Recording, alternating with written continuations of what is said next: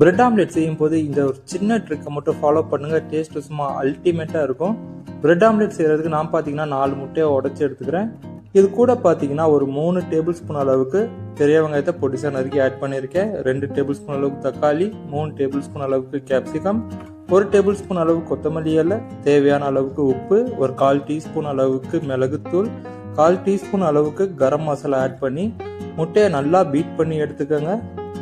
உங்களுக்கு bread omelette எவ்வளோ பிடிக்கும்னு சொல்லிட்டு மறக்காம கமெண்ட்ல சொல்லுங்க. இப்போ அடுப்பு ஆன் பண்ணி ஒரு பேன் வச்சுக்கலாம். பேன் ஹீட் ஆனதும் கொஞ்சமாக பட்டர் ஆட் பண்ணி பட்டரை நல்லா ஸ்ப்ரெட் பண்ணி விட்டுருங்க. இப்போ நம்ம பிரெட்டை டோஸ்ட் பண்ணி எடுத்துக்கலாம். நான் பார்த்தீங்கன்னா ஒயிட் பிரெட் தான் யூஸ் பண்ணிக்கிறேன். நீங்கள் வேணும்னா ஒரு கோதுமை பிரெட் கூட யூஸ் பண்ணிக்கலாம். இப்போ பிரெட்டை 2 சைடுமே பட்டர் அப்ளை பண்ணி நல்லா கோல்டன் அண்ட் கிறிஸ்பாக டோஸ்ட் பண்ணி எடுத்துக்கோங்க. நம்ம சேனலில் நிறையா ஸ்நாக்ஸ் வீடியோஸ் அப்லோட் பண்ணியிருக்கேன். உங்களுக்கு பிடிச்ச ரெசிபி பாருங்கள். உங்களோட ஃபீட்பேக்கை மறக்காமல் கமெண்ட்டில் சொல்லுங்கள். அதே மாதிரி நம்ம சேனலுக்கும் சப்ஸ்கிரைப் பண்ணிக்கோங்க. இப்போ ப்ரெட்டை 2 சைடுமே நல்லா டோஸ்ட் பண்ணியாச்சு. மறுபடியும் பேனில் உங்களுக்கு தேவையான அளவுக்கு பட்டர் ஆட் பண்ணிக்கோங்க. பிரெட் ஆம்லெட் செய்யும் போது எண்ணெய் ஆட் பண்ணாதீங்க, பட்டர் சேர்த்து பாருங்க. டேஸ்ட்டு சும்மா வேற லெவலில் இருக்கும்.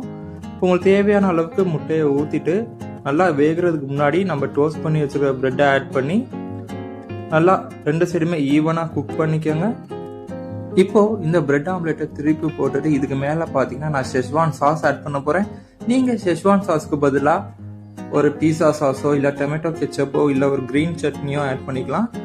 அவ்வளோதாங்க. நல்லா ஆட் பண்ணிவிட்டு ஃபைனலாக கொஞ்சம் சீஸியாக இருக்கிறதுக்காக நான் பார்த்தீங்கன்னா சீஸ் ஸ்லைஸ் ஆட் பண்ண போகிறேன். சீஸ் ஸ்லைஸ் பார்த்தீங்கன்னா ஆப்ஷனல் தான்.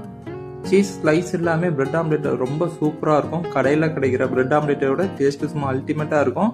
ட்ரை பண்ணி பாருங்கள். பார்த்துட்டு எப்படி இருந்துச்சுன்னு சொல்லி மறக்காமல் உங்களோட கருத்தை கமெண்ட்ல சொல்லுங்க. உங்களை இன்னொரு வீடியோவில் வந்து சந்திக்கிறேன். until then tata bye bye from Munna. Stay tune for Munna's menu.